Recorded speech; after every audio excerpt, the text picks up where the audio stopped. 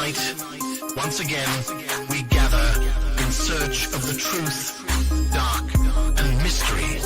It's the Drunk Turkey Show. Big development today in the investigation into the murders of 4 University of Idaho students. According to state and local officials and court documents, 28-year-old Brian Christopher Koberger has been arrested. He was arrested and arraigned this morning in Pennsylvania.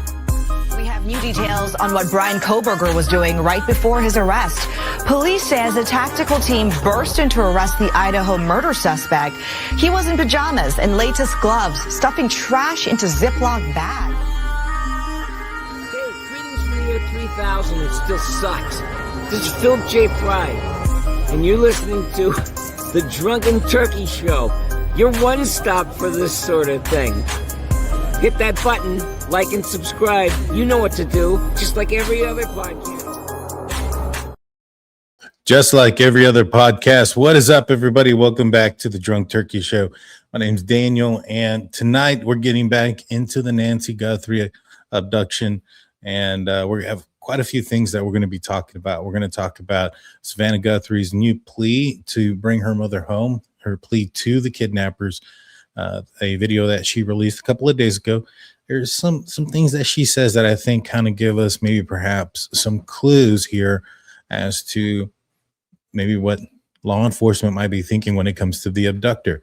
And then we're also going to go into some information that was released by the Sheriff Nanos, in an interview where he mentioned quite a bit of where the investigation is, quite a bit about the DNA, and I think there's quite to tell from it as far as where I think they are in this investigation. So we're going to break down all those things. And to help me is a guest of the show who's been on quite a bit, Dr. Jamie Vona. Welcome to the show. How are you doing?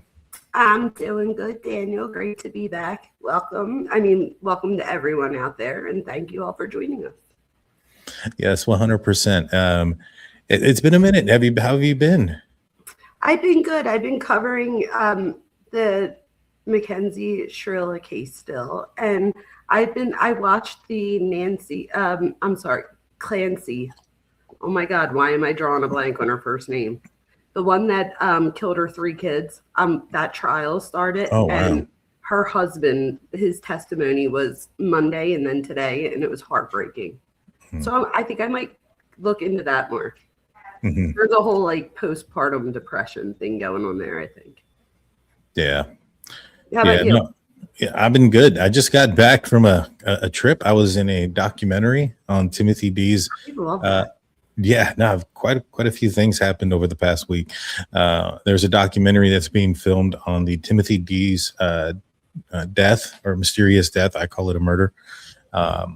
We did some things, myself and Steve from True Crime Web, out there for the documentary, and we did some filming. I can't get too much into what was filmed in that, but that we did do that. We did have a protest for Timothy D's, and I learned quite a bit more information about the case, and I'll be trying to talk more about that case probably starting on Friday. And for those of the people out there, that's Barbara Hall, people that are here in chat. Yes, Barbara Hall's son. He, unfortunately, his life was taken back in 2022, and just a lack of justice. And I think that there's quite a bit enough evidence to say that an investigation needs to be done. But in this case, it's not that I think law enforcement are involved in that case. It's more so that I think perhaps somebody might be afraid of what an investigation into some of the characters here may uncover. It's pretty crazy. I'm going to go over it on Friday. So like, comment, subscribe, so that way you can join, and please share that. Absolutely. And then I was in Iowa. I was in Evansdale, Iowa. I'm not sure if you're familiar with the Evansdale murders. No, you just started to tell me about it. I'm going to look into that. Tell us about it. Yeah, so 2 little girls, Erica Collins and Lyric Cook, went on a bike ride. I believe it was July 13th, Friday the 13th, back in 2012. Bikes were found 4 hours later. They were missing, and then their bodies were found some 20 miles later in a field in a hunting area. Delphi, right? very similar to Delphi. I would say more. It just very similar, very heartbreaking. I've been consulting with a cold case foundation that has been assisting one of the family members, one of the fathers, and with Steve. So he's no secret there. Steve's had Drew Collins on his channel and stuff. So he's out there kind of helping out with that case, and it's very, very heartbreaking. I'm not sure if I'm going to be doing a lot of coverage on the channel on the Evansdale murders, because that's an ongoing investigation. There's a lot of information that I'm now aware of that is not public and things of that nature. And I really don't want to cross any lines when it comes to that. But I am assisting in that case now with the Cold Case Foundation. Well, hopefully you guys can come to some sort of resolution, and then we can all cover it. You never know. I think that maybe one perhaps resolution that I can say is that there was a lot of suspicion around a guy who was riding his bike that discovered the bikes because of the timeline. And there was a lot of question whether or not that guy could have ridden his bike really from his house there, and if he was on his bike. And sure enough, in the heat, we saw him riding his bike there from his house, and it was telling. He could. And even on a July day where it was with a heat index of like 111, this dude, old man now. Amazing, right? Yeah. And so we think that if he was riding his bike, he rode his bike all the way through, then he's most likely not a suspect. And so that was one of the resolutions that we came across. Well, there you go. That's just as important. Yeah, 100%. And so today what we're going to talk about is the Nancy Guthrie disappearance and abduction. Now, Savannah Guthrie had posted a video with a plea to the abductor. Let me pull this up.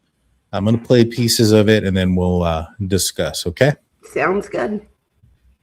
You know what? Let me boost the audio so that everybody can hear it really well. I'm coming on today with a very specific message. It has been months since our mom was taken from us.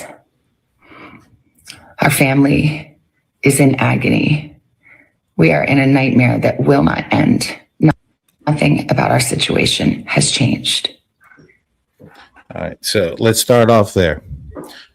I suspected that this is a fantasy-driven type of crime. I feel like the primary motive was to get to Savannah with a secondary motive of a ransom.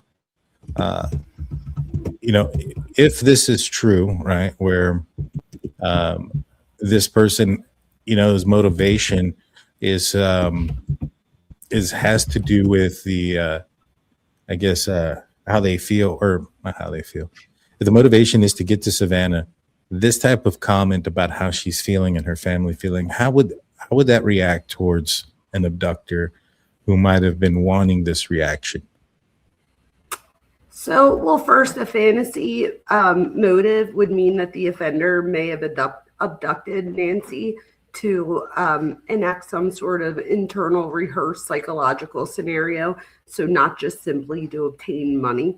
So the fantasy is their imagined script that involves the victim, sometimes the family, law enforcement, or the public response, right? So it doesn't just mean that the crime was imaginary or that the offender was necessarily, crazy or something. We'll see that. But we're talking about somebody that's looking at things like control. If this is something like you and I both think, like a revenge or a grievance type offense, with maybe a parasocial relationship, which would be a one-way relationship for those of the people that might be watching us for the first time or don't know, just meaning that maybe Savannah is doing her news coverage, not realizing, right, just sharing with us parts of her life as parts of her job and feeling comfortable with the nation to share these things.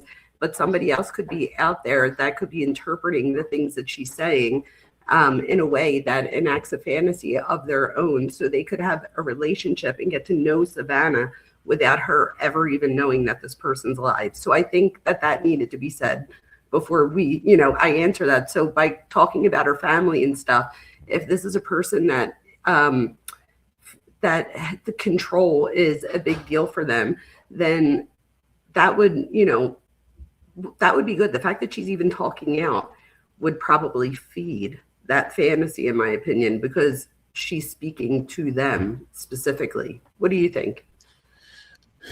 I agree, and I think that when we looked at the that last statement that she had made, or maybe not the last one, but when she had made the statement and people were making the comparisons between what she was saying and Silence of the Lambs. After that, I had Jennifer Coffindaffer on the channel, and she reminded me, as she's a former FBI agent, that, and she was actually in Quantico during the time that they were filming that, which is pretty awesome on her part. It is pretty cool. That what they did in that film was they brought in a lot of FBI, so that way they could mimic what FBI response and what the FBI would have told the family to say in there. So it wasn't necessarily this situation of life imitating art, but the opposite of art imitating what true life is. And so with that being said, Brian Enton had reported that it was under his belief that to his sources that law enforcement somewhat had a hand in what was being said. And I believe that if that was the case in this one, that's most likely the case in others. With that in mind, what I've noticed is that law enforcement is kind of directing these. They've only directed Savannah to speak. They haven't directed anybody else. Annie hasn't spoken. Savannah's brother hasn't spoken. To me, that tells me that this is that law enforcement are indicating that she is possibly the primary objection. What do you think about that? I totally agree with that, and I think that she thinks that as well. So, excuse me. I think she's even said before in one of her prior pleas, if you will, if that's what we're calling it, that that she says, she tells us that she thinks that it could have been something related to her. And again, none of this is to blame her. I want people to keep that in mind. Nobody's putting any blame here. This is in the mind of the offender. So I totally agree with that, and I also think that same thing with the Silence of the Lambs thing, that it was more the movies borrowing from real life. Correct. And I mean, it did start off with "Hello, Savannah," so I thought I would assume, the ransom note, that is, which I'm not necessarily certain that the ransom notes from the two that people are attributing as possibly being from the same person. I'm not sure that both of those are really from the same person. One of the things that was, I guess, said that made people believe that they were is that they came from the same IP address, and that was debunked. That was not true. People mentioned that it was the tone of the letters and the way that those notes came in, because they were similar, that they may have came from the same person. I didn't think the tone of them were the same. You had one that was very cold, malice. Here's a date. Here's an amount. There's no negotiations. You're not going to contact us again. If you don't pay by this date, the amount goes up to this date. And if you don't pay by that date, then she's dead. And that they even go into it and says that that Nancy's aware of this, and she's aware of the terms and aware that the ball basically is in your court. And then the second note is like, we didn't intend to do this. She died shortly after her abduction, etc. And, so I didn't think the tones were similar at all. What do you think? I didn't either. I was on the same page as you with that one. The language didn't seem to come together. Also, what I'm thinking of this more as a fantasy revenge type thing. So to me, that would be more than just a ransom. But I also didn't think that the tones themselves match. I also, while we were just talking about this, I'm still thinking about your original question about the very beginning of this message, and I'm thinking about it real quick. And I thought about it. She actually says that she's coming in with a specific message today. So that literally says to me that she's narrowing the audience there, right? So that, I wonder if that wording was chosen specifically because now she's not asking viewers in general. She's narrowing it down to a specific person. So it's almost like you know who you are and this is for you. That might, increase the attention of the person listening because the plea is very personal as opposed to performative. Does that make sense? I think it does. Now, and I know that we probably shouldn't do this because it's probably the most inappropriate thing to do, but as a person that studies psychology, a person whose maybe perhaps goal was to have this type of reaction, was to make her feel a certain way, her coming out and saying this, what type of reaction could we expect from the perpetrator? Would we expect maybe perhaps them to reach out? Could we expect them to celebrate? Could we expect them to try to maybe commit this crime again? What do you think? What kind of reaction are you thinking they're trying to elicit out of this? So I think that this might make that person feel there's probably like a cat and mouse excitement here for them, in my opinion. And again, we're not diagnosing, but talking about the behavior of somebody that might do this. So this might, you have to remember, this might be like messages or clues or changing demands. And this can all allow someone to imagine themselves outsmarting the investigators. It's almost like they can't solve this, so she's speaking right out to me. So I think that, in my opinion, that this may strengthen this person's fantasy or imagine personal connection, that it might strengthen that. And that, I don't know, I guess there's like a cat and mouse thing here, right? Like you want to reach out and say something, but at the same time, I don't know if rewarding be like attention, giving attention to this. I don't know. I'd be desperate too, so I would reach out to, but I'm sure that the offender, that there's probably cat and mouse excitement for that person, like a narrative ownership. So they might want to direct the story and determine when or whether the family receives answers. So that really will depend on how they respond to this. So for me, it would be more the sense of that they have the power to direct where they want the story to go, whether they want to respond or not. But the point is that they're the ones in control, even if it is a very out of control behavior. What about the fact that there's like this? Well, let's continue this and then I'll go into my question because it goes into this. I want to thank Andrea M65 or 65th. Thank you for your 10 jewels gold coin. Appreciate that. Thank you. That's awesome. All right, let's continue. We have done our part, and we will never stop looking for her. We have done our part, and we have never stopped looking. We'll never stop looking for her. What do you think she means by we have done our part? That's a good question. I guess what she's saying here is like, I've done my part, now do yours. What part is that? Or I guess it could mean that the family cooperated fully with law enforcement, right? So this is very ambiguous. So it could be very significant. It could be the most significant sentence here in this whole thing. But to the viewer in general, it might feel more ambiguous. What it could mean is our family cooperated with law enforcement. We followed instructions provided by the investigators. We fulfilled whatever obligations, the language. But she's telling this to the abductor. Why would that?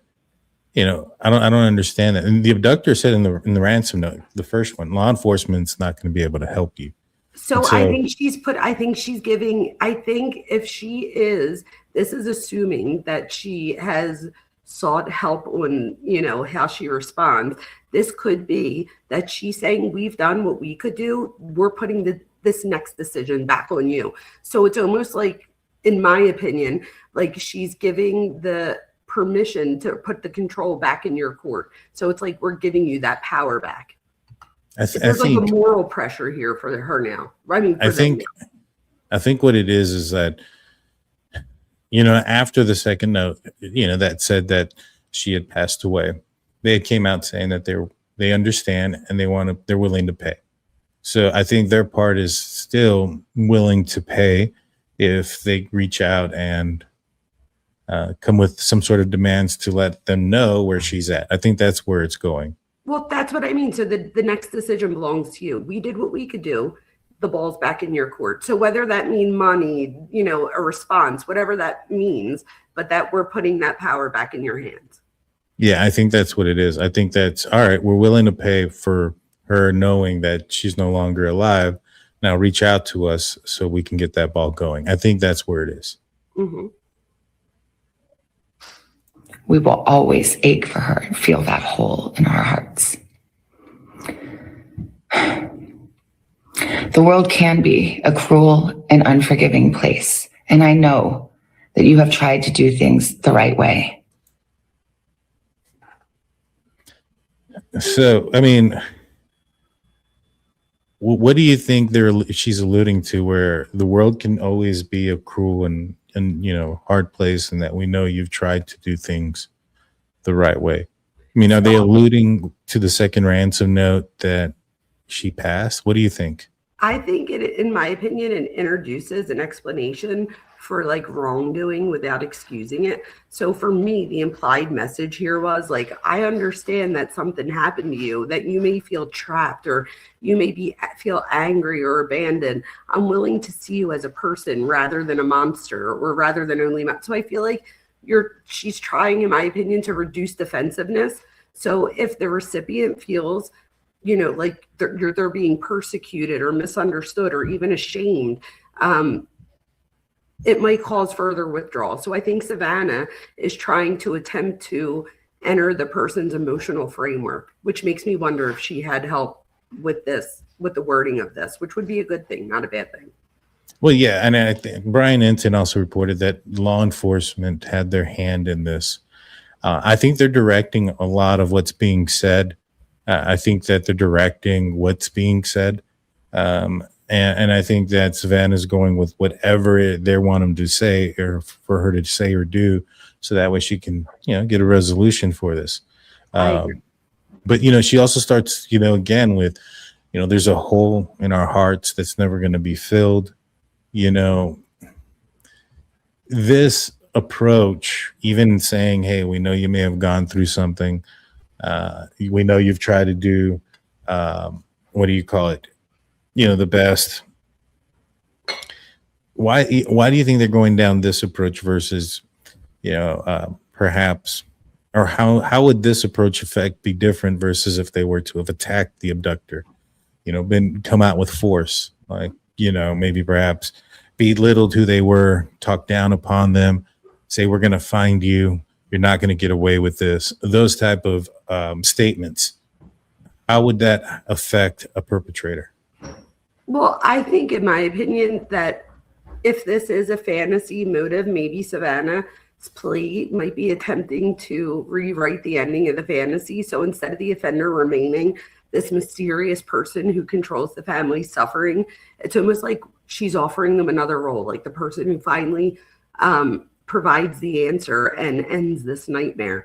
So, I feel like directly addressing an offender, it can supply that attention and reinforce feelings of power. But if the person motivated is partly by recognition or control, so if that's what they're motivated by, then a carefully managed plea can use that need as leverage. So I feel like that's what she's trying to do here. It's like giving them a sense of agency while directing that agency toward a specific behavior, which would be revealing, where's my mom? Mm-hmm. Yeah, I want to play that last part real quick about. Please. That you have tried to do things the right way. You've tried to do things the right way. What do you think? Do you think they're referring to the second ransom note? Do you think there's been more notes that may have came in that we're not aware of? I saw that more psychologically and going towards what I was saying before, but I mean, it absolutely could. It absolutely, I mean, it could, but how would I know? I don't think, is there, wouldn't we know if there was something else that or I guess not, why would they tell us everything? That's more of a question for you. What do you think? Oh no, this one's interesting. I don't know what they mean by this. The only thing I can assume is that, you know, them coming forward and saying that she passed away from natural diseases, buried in nature, not natural diseases, from natural causes, buried with nature or in nature. And maybe perhaps that's what she's referring to, but it's interesting. So then kind of going back to what I was saying, psychologically, it's like trying to, you know, put that back into their hands. Mm-hmm. Like, where do we look? I don't know. Not sure. Now, the fact that they're doing this again, you know, and the reason why I'm saying they is this law enforcement, maybe perhaps trying to reach out and do this. What does that say about the investigation to you? Does that tell you that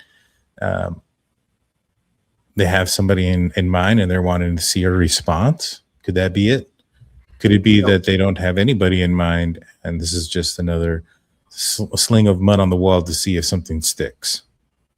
In my opinion, I feel like it's a plea more so than we have someone.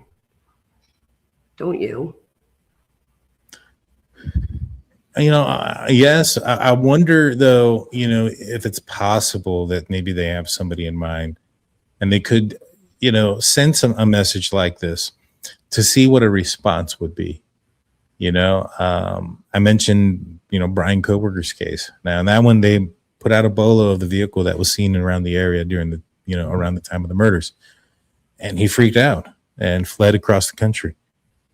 You know, if they had somebody in mind, maybe perhaps they could put something out there to see what a response would be. I don't know if this is the avenue, but I wouldn't be surprised. Well, she might also, like, with when you were saying, you know, you've tried to do things right way and all, like, maybe she's trying to give them a form of, like, positive part of their identity, like someone who at least, you know, could try to correct the behavior. But my thing is this, I think she's trying to appeal to their, you know, moral side or whatever, but I would fear that there isn't really a moral side. Like, does somebody with a moral side really do what it is that they allegedly did? You know what I mean? Yeah. Yeah. A wise woman 280 comes with 10 jewels. Yes, Nice. A wise woman. Thank you. Let's continue. So I'm asking you, begging you to do the right thing now. Make the right choice. Help us find her. Tell us where to look for her. I truly believe it is never too late to do the right thing. Help us bring this situation to an end. For all of us, no matter where we've been and what we've done, I believe there is always a way home. Please make the right choice. So begging and pleading to do the right thing, to make the right choice, and tell them where Nancy is. So what I noticed there, excuse me, was that she concentrates on the person's next action rather than demanding an explanation for, like, the past. So this reduces psychological resistance. So the person doesn't have to, like, admit everything or confess publicly. So it's almost like taking that part off, hoping that they're good, that they could just disclose information to her. It's almost like lowering the psychological threshold there. You're not asking the person to, like, publicly surrender. If anything, you're asking them, you're pleading to them, hoping that you're, like, opening up a sense of communication. Like, I'm willing to talk to you, just reach out. They just want her to come home. Like, she begs it for it, right? Like, help us find her. Tell us where to look. I feel like, you know, this is language that is saying, please, like, we need rescue. We need resolution to this. This family it's like an open wound for them. So for her, she's, in my opinion, offering an end, not only to her family's agony, but also to whatever fear, pressure, secrecy, psychological burden the other person may be carrying. It's a good point. That's a good point. The solid answer there. And I think you're right. And I hope it works. I hope that they come forward and at least, give some information so that way they could bury her remains and have peace in that. I'm not sure, they are because of the possibility of them getting caught. But if at the least, if it does entice a reaction, man, I hope somebody sees it and I hope somebody reports it, I agree.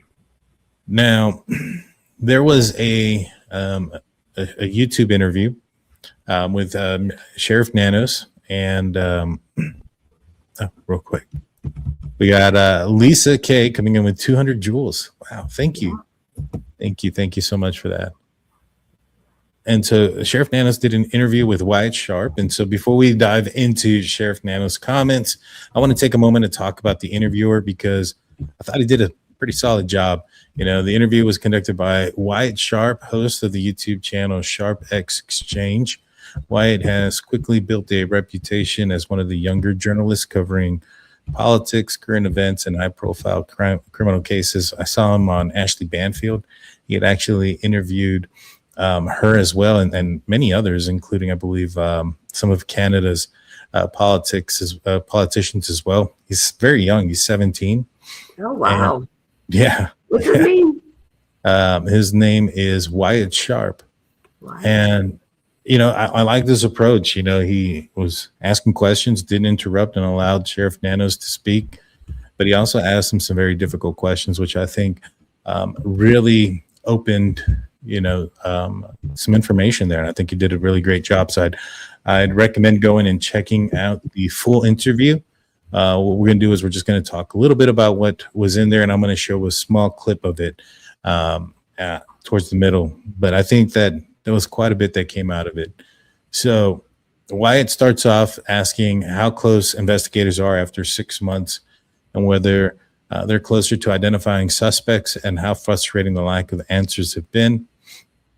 Nanos basically had responded saying that they have a lot of work ahead of them in terms of lab work, working with not just their labs or the FBI labs, but labs across the country. And so referring to DNA, what do you take from that? What do you think when you're saying it's not just their labs, not just the FBI labs, but labs across the country? I think that he's like trying to reassure people that they're using the latest DNA, maybe familial DNA, and that they're, that publicly we're doing all we need to do. We're using different labs. We're not just using our own thing. So maybe that's finally, I don't know why he wouldn't just say we're working with like the FBI or whatever, but I agree. What I see when he says this is that there's a ton of DNA and there's a ton of mixtures, and they're spreading out the work. They're allowing different places to do different things. And I think the clip that I'm going to share kind of alludes to that as well. Let's see. He also mentions private companies working on the video. So Wyatt asks about the status of leads and whether there's a slowdown in tips affected. Sheriff Nanos' response is there's video evidence. Private corporations help looking at some of the video evidence and see if they can piece things together. When he said that about the video evidence and if they can piece things together, that told me that they're trying to establish a route. I would hope they have a vehicle. I'm kind of skeptical on if they do, but do you think that they have a vehicle description or a vehicle on camera? They're still trying to analyze video surveillance. What are your thoughts on that? I hope so. But for me, I think I'm banking more on hoping that the DNA evidence stuff works out. Yeah, I do too. I hope so, though. Now, Sheriff Nanos and Kash Patel have been going kind of back and forth here. Wyatt brings up some interesting questions about Kash Patel, and the sheriff's response is that the director heard information early on that was inaccurate, and he also said that, he also say he has a busy job and things of that nature, and they've never met. Now, he was in Tucson around the time that Nancy was abducted. Kash Patel is. Now, he was scheduled to be there for another event, but he's not actually met and talked with the sheriff there. Does that surprise you? Yeah. Well, yes and no. So yes, it surprises me, but when you look at it with the head of like ego and stuff, no, it doesn't surprise me. Yeah, I thought it was interesting, especially with, how much they both comment, or at least Kash Patel has. He's basically thrown Pima County under the bus every time he's had an opportunity to. It's pretty funny, I'll be honest with you. Yeah, right. But they won't like say it out loud, but it's like more of like, throwing shots without aiming. Well, I mean, he mentioned that if they had gotten video evidence earlier, or right away, if they'd been on there right away, they could have gotten video evidence earlier, which could have gave them more evidence. And even the earlier visit on January 11th, which has been reported by Fox Phoenix 10 as being accurate, that it was several weeks earlier, the one without the backpack, which to me tells me that the person that committed this crime is not the family members. There's only a couple of reasons why you would be there dressed like that a couple of weeks earlier. And that's because you're doing surveillance or reconnaissance, or that's a failed attempt. I know somebody has mentioned in the live chat, oh, what about a dry run? And if I've ever heard of that. And I was like, not in the sense of the family members doing this way.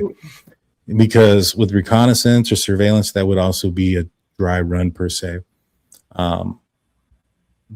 It doesn't make any sense. Like, they were there at 10 o'clock. And wouldn't you just see it as like the first maybe attempt that went wrong, so they decided not to do it? The one thing that tells me that it most likely isn't that is that the second time he came with a weapon. All right. So what happened the first time that made him feel that the second time he came that he required a weapon? You know what I'm saying? That's what I'm saying. So maybe could it have been the first attempt, like where he was going to do it, but decides not to because he feels like he needs something more, like a gun? Right. I mean, but what could have happened? I don't know. That's a good question. Unless it was to scare someone else. I know if I see I always go with the fact that it was right in the center of his pants as opposed to like on the side or something. It just makes me feel like that's very scary. I mean, I don't know though, where they live, it might be more. I'm in Philadelphia, so it's pretty common here to have a gun. I don't know. That would just scare me. Like if I see somebody with a gun in the front of their pants like that, it just doesn't seem common. Right. I don't disagree with you there. I think that it was for two reasons. I think it was to show fear, and I think there was purpose behind it. I think he's left-handed. He didn't want to show that. And so he put the gun there with a right-handed holster, one that didn't really fit the gun. So that way it would fall out. That when pulled, he wouldn't have to struggle with it, especially if pulling it from an unnatural position or with his non-dominant hand. And so all those things led me to believe that there was purpose behind its location, but also I'm fairly positive he also wanted to use it as a fear tactic. But going back to him being there January 11th,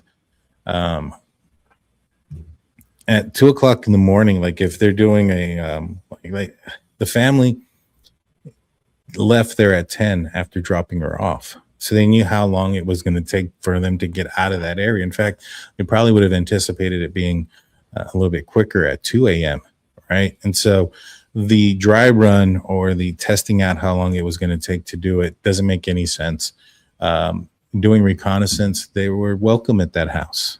All they had to do was go over whenever they wanted, and they could have seen the cameras and everything else. They didn't have to go there masked up like that.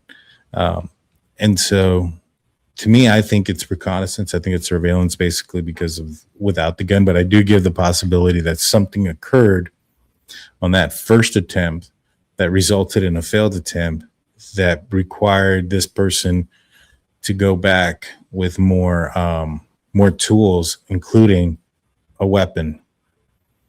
I agree. I don't know. I think the fact that he brought a loaded backpack probably leads me to believe that it was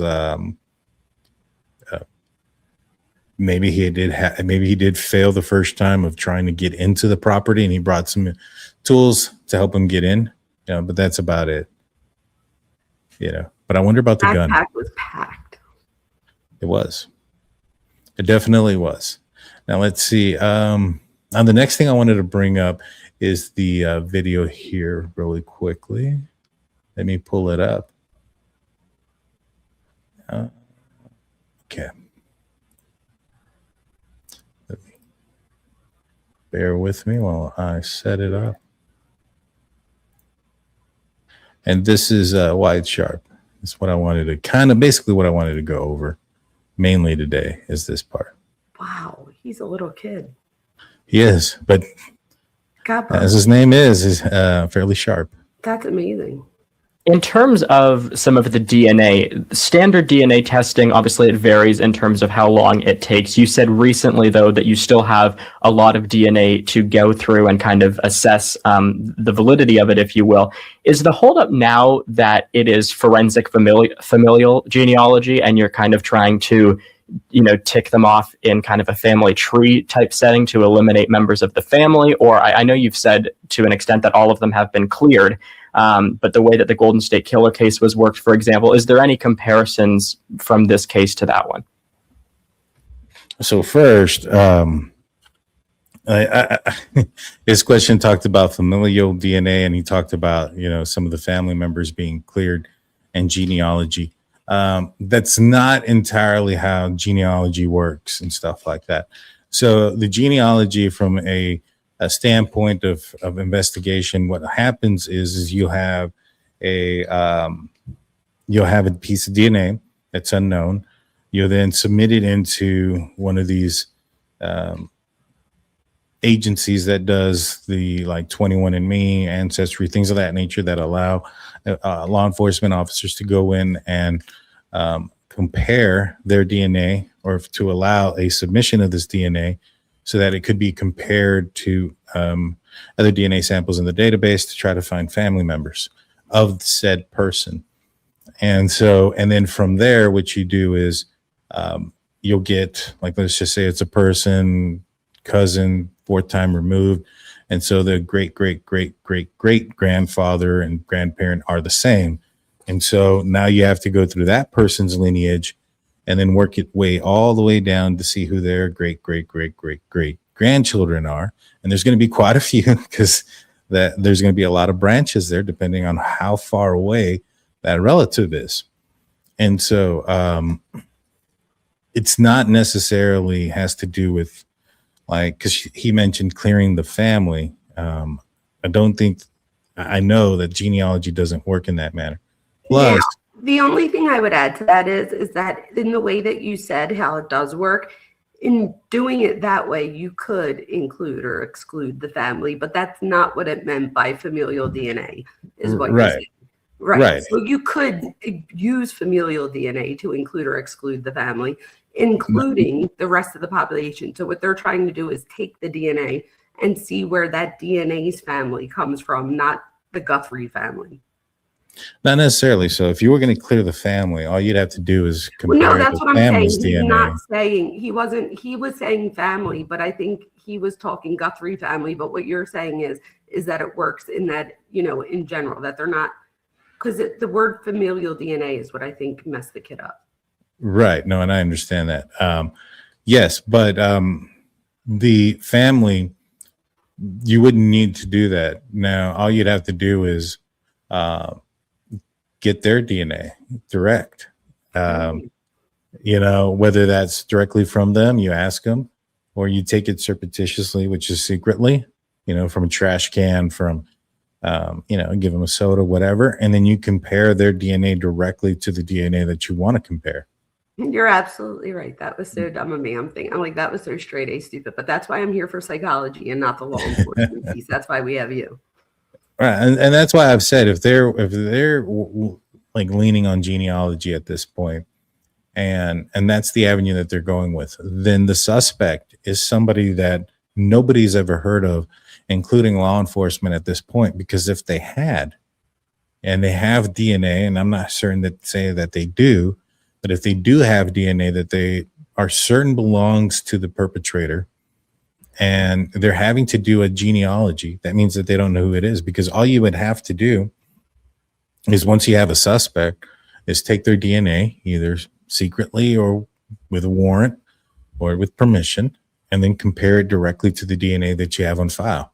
You don't have to do the whole genealogy. There's no purpose behind doing that. You know what I mean? Cigarette butts, and there you go. True story. And these are how people have gotten caught. The pizza box in New York City was the Long Island serial killer. Yeah.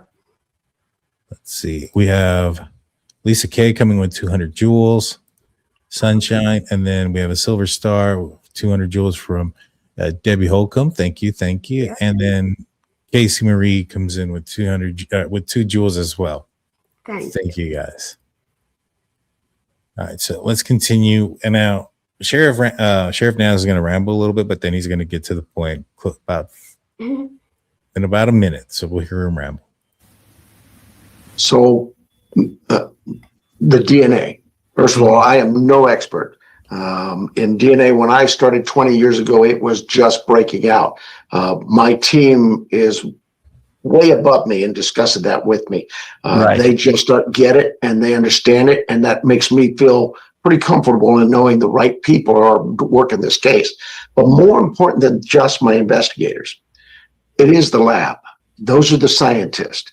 Mm-hmm. And they have rules, just like courts. We have rules and procedures and policies we have to follow to keep the investigation credible. Of course. Labs are no different.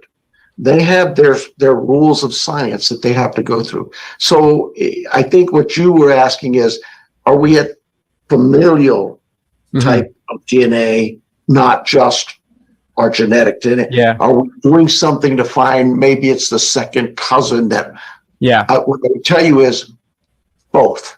We're doing all of it.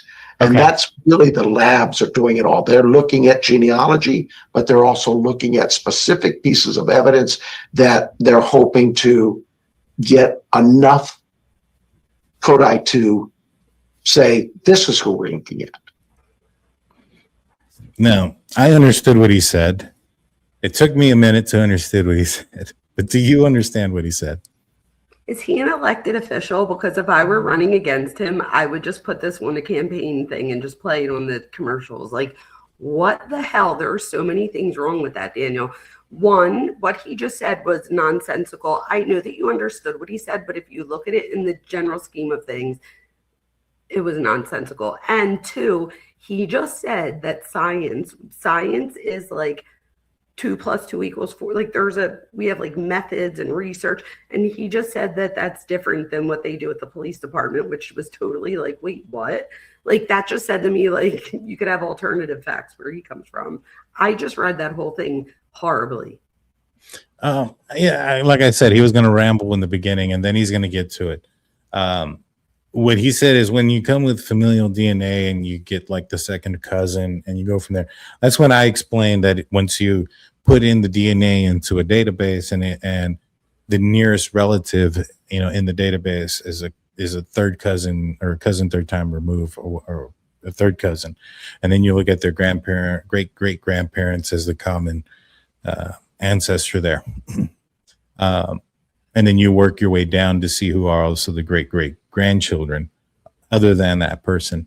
So that's what he was getting to there. When it comes to what he was saying, though, all of it, and what I gathered from it is that, and this goes back to the amount of labs that are working here, I think that there's quite a bit of mixed DNA. I think as they are separating the mixed DNA, There's a lab that is comparing all the DNA and seeing if there's any abundance of DNA there. Like, for instance, you might have unidentified male A, B, C, D, right, throughout the house. And what you're looking for is one of those having multiple samples in multiple places. Now, as they also are unmixing them and checking comparisons to see how many times they come up, so that way they can determine that this might be the person who's responsible for this DNA, although unknown. At the same time, what they're doing is, as they're unmixing it, they're sending it off to different labs who are doing a genealogy to determine who they belong to. So, because even though there might be an abundance of unknown male DNA D, that could be because that was the person that rode in Nancy Guthrie's Uber immediately before she did, and she sat in the same spot as him and got all over his DNA and got his DNA all over the house.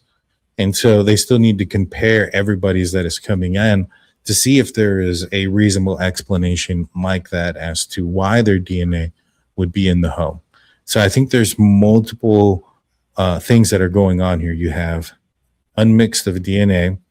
You have comparisons against each other to see if there's an abundance of DNA that could prove that in the direction of this might be the DNA that you're looking for. And then you have genealogy of all the unmixed DNA as it starts to get unmixed, which is going to make this a very complicated DNA search. However, eventually, which it may take some time, eventually you may come up with a suspect. I just think it's going to take a while. Does that make sense? Did I explain it better? Yeah, absolutely. But the thing is, I feel like you understood what you said.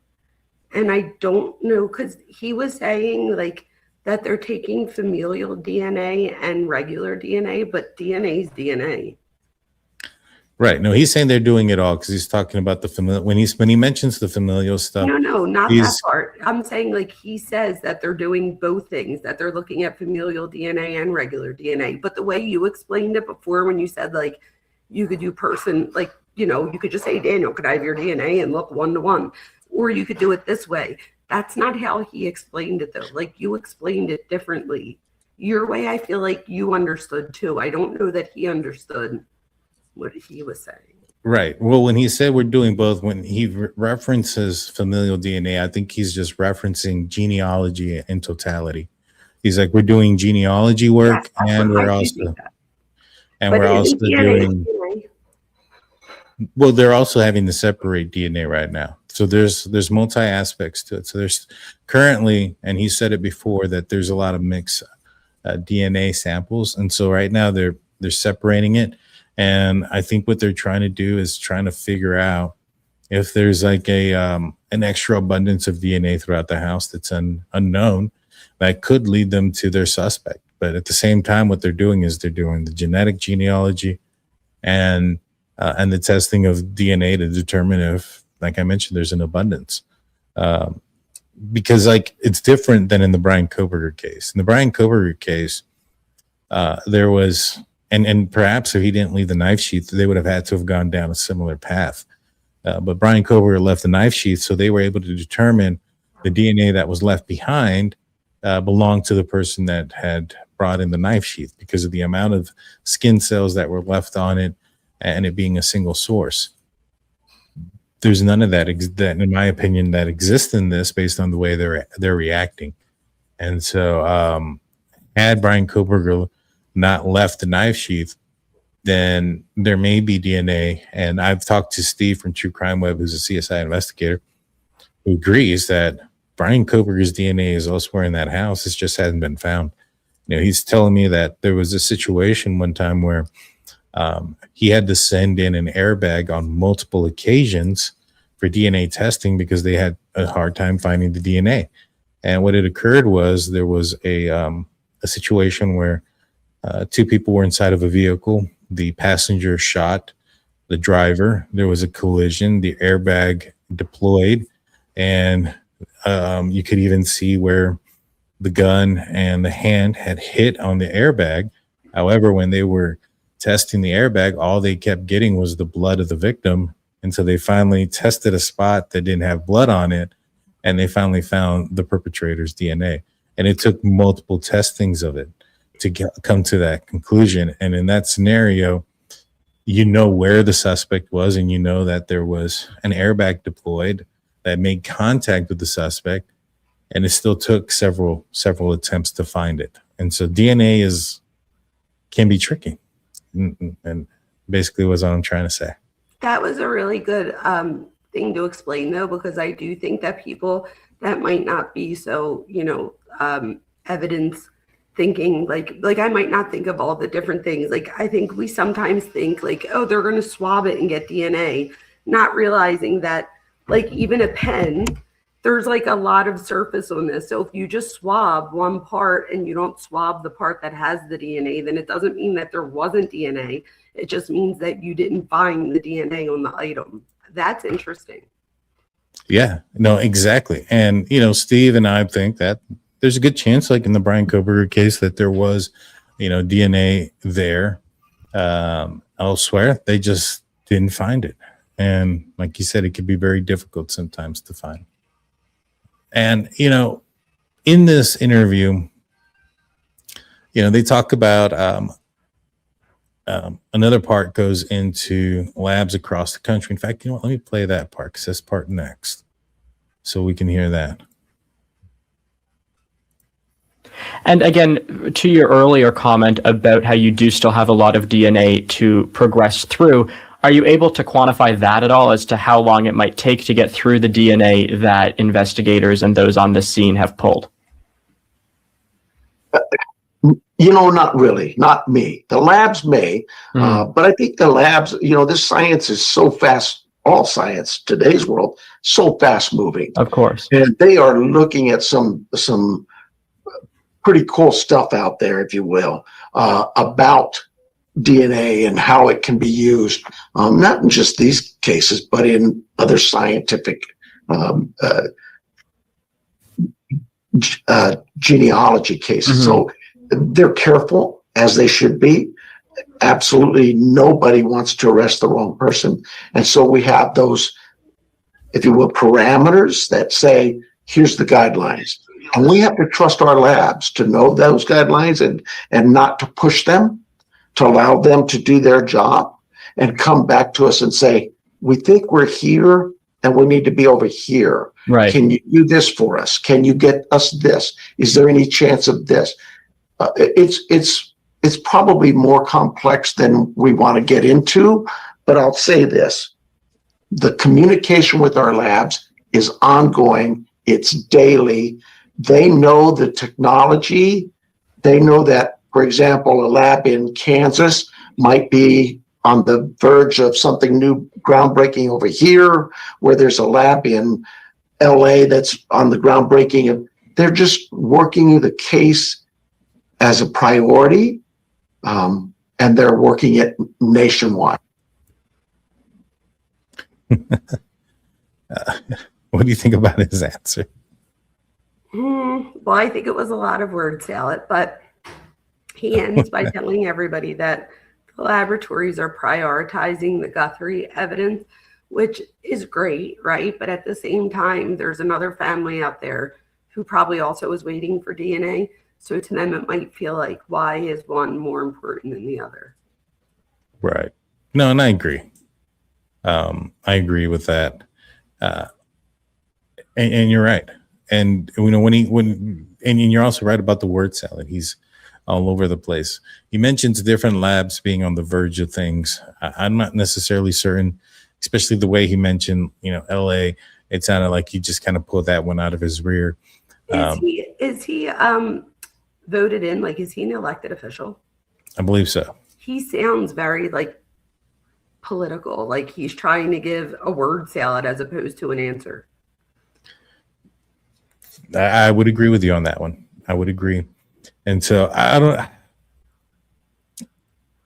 think Brian Ensign in a couple of places have reported that the case is going kind of cold. Now, I know that, cases aren't considered cold when you don't have any leads to run down and things of that nature. But at this point, there's they're nowhere near closer finding a person than they have been in a few weeks, and that they're waiting on a prayer with DNA. Do you kind of get that sense with this investigation as well? Oh, I absolutely do. However, I think that he rejects that because I almost feel like for him, and this is just my opinion, that would be like a shot to his ego to admit that like they might not have, that it's cold in some sense. So doesn't he still say that he thinks she could be alive? Like, I almost feel like that gives false hope to the family. And again, that's more of a political response to me as far as like being like hopeful for the future, when really the truth is, I mean, we can't say to be sure, but doesn't the family even think that she most likely has passed? He said that that he's been asked that, and he said whatever the family believes, he goes with that. But what good would it do if he admitted or stated publicly that he believed that she has passed? So no proof of death means she might be alive. Is that what he's saying? He's saying that he doesn't have any proof of death, and so him going out there saying, "I believe, that she has passed on." What would that do different? I guess he might fear that it would destroy the family's hope, but I fear somebody who looks at mental illness and stuff and I don't think that this is affecting the family in that sense. I do think that they have their own beliefs and that, hopefully they're getting whatever the support is that they need and they could properly grieve. But sometimes giving hope, especially when you know that hope is probably most likely, and again, of course there's always hope, but if you're looking at what's more probable, I almost feel like, I'd rather not give false hope. I'd rather not give hope at all than give false hope is what I'm saying. No, I get you. And I'm probably... It's almost like your buddy when you're like, she'll call you, but you're like, cause she ain't calling you. Like, just tell them that she ain't calling and move on.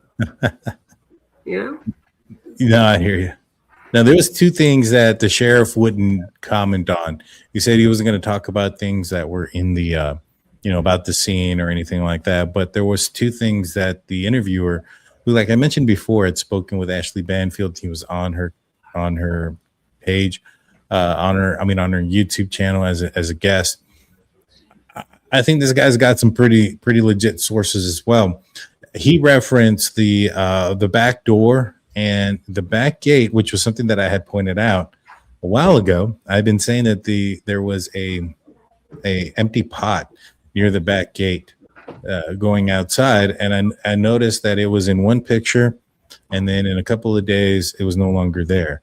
I noticed that the back door was used by a flower pot to hold it open, and so I had theorized and predicted that the perpetrator probably, given that people are a creature of habits, that if he used a flower pot to hold the back door open, that he probably used the flower pot to open the side door open.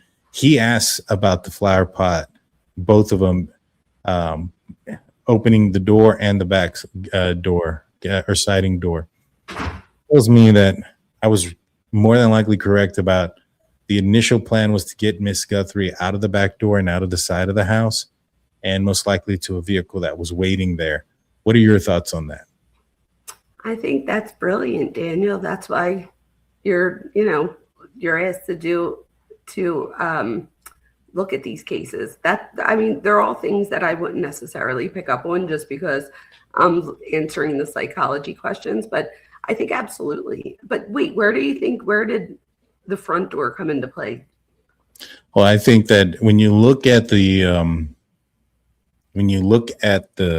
house itself, I had said it before. I think that the abductors underestimated her mobility, and a change of plans had to occur. It is a shorter distance from Nancy's bedroom out the front door into the driveway there versus going through the entire house, out the back door, and then through the backyard out to the side of the house.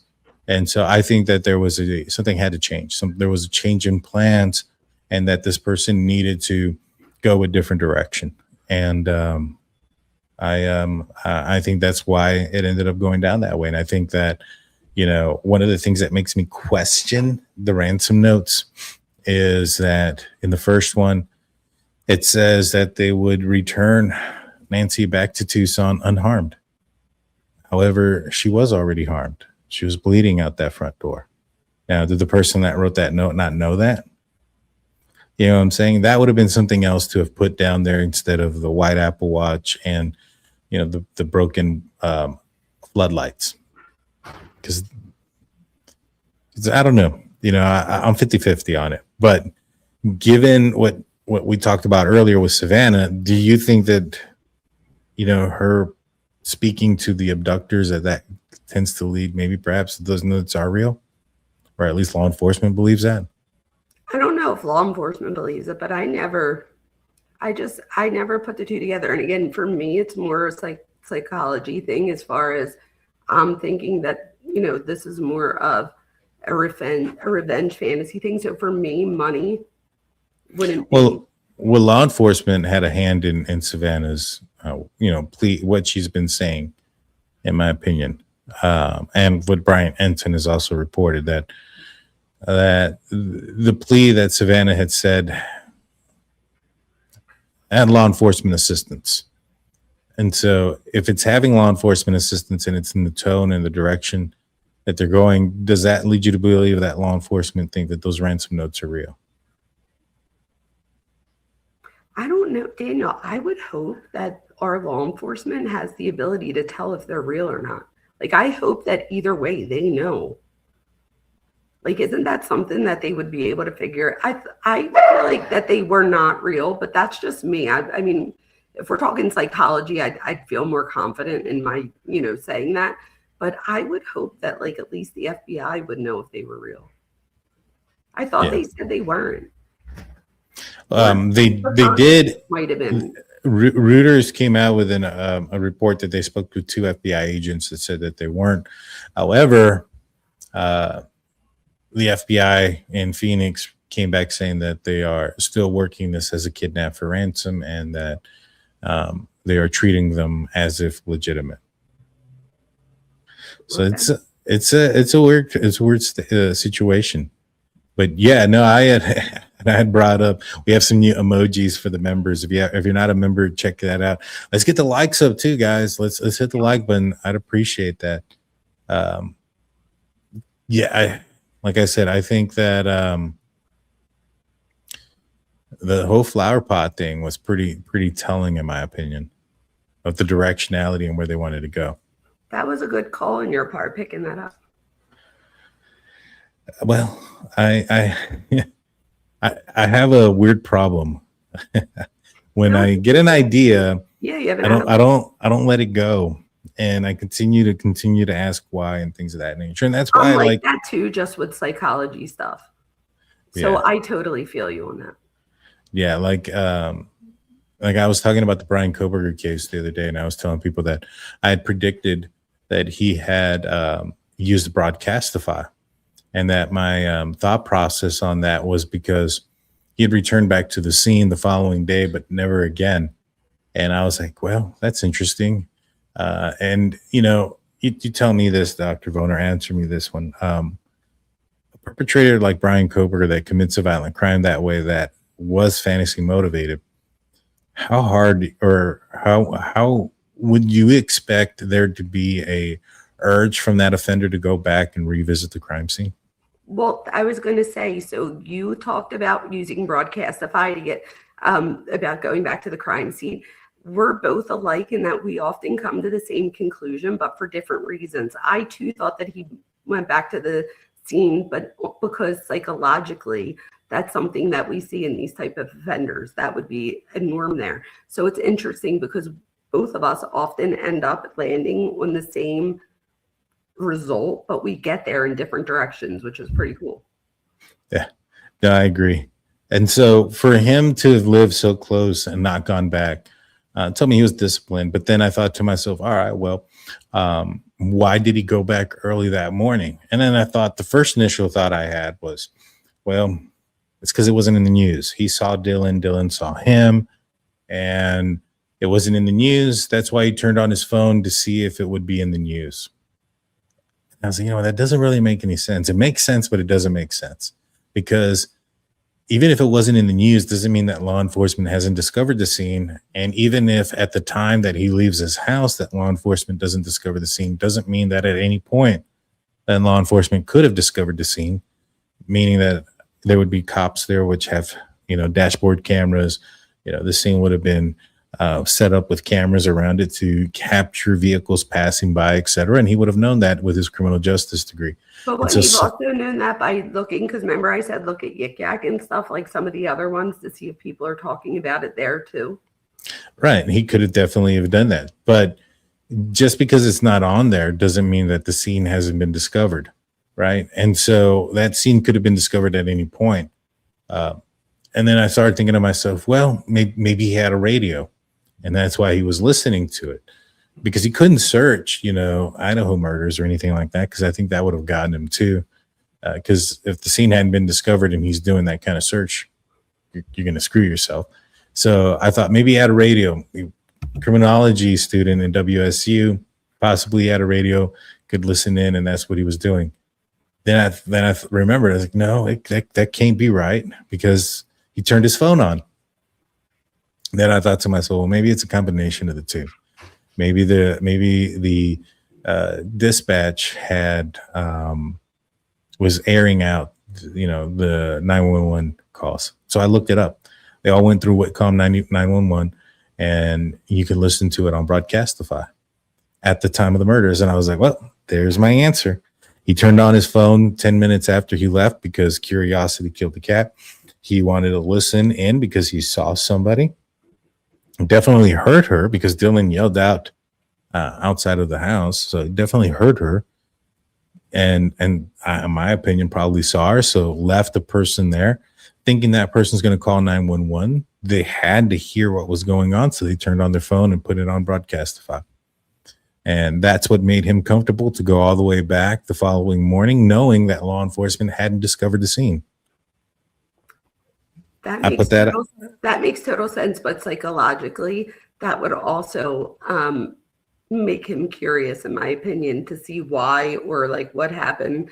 Sometimes to go back, and if there is law enforcement to, like some people go back even when law enforcement does discover the scene, and part of that is psychologically like them revisiting what they just did. So but you're absolutely right, that Broadcastify, he probably did expect to hear something any minute. And we find out after he pled. Listen, like, would he have been able to continue to listen to that at his apartment, right? Yeah. So he could have listened to that on probably the whole time. Probably. And we find out after the plea deal that he downloaded Broadcastify just before, on November 12th. The day before. Well, it was actually that night leading into November 13th. So he, I was able to predict that. And like I said, I could have come up with an answer and said, oh, it wasn't on the news, and just stuck with that. But because that question just stuck with me, and I was like, that's not it. That's not it. That's kind of how I am with this case too. I have a problem when I try to figure out something. I have to figure it out, and every avenue has to make sense to me. And so, and that's how I was able to think that the reason that the initial point of exit and entrance was supposed to be the backyard. And that made me question why he's even on camera in the front yard and the front camera. And I think he wanted to be seen. I agree with that. We agree with all that stuff. I agree with that. Well, we're over the hour mark. Is there anything you want to plug? Anything you want to tell people you have coming up? Of course. Do you know that I've heard a few times this week, people were like, I didn't know you had your own channel. I've seen you on Daniel, or I've seen you with John. Like, you guys, I have a channel too. So it's The Minds Behind True Crime with Dr. Vona, but you could always just click on my name and it'll come up and you just hit subscribe.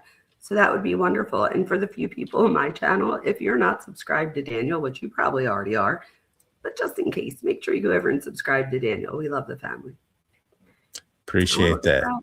There it is. And I added that up while you were doing the intro. So I stole all your stuff because I had to put something up.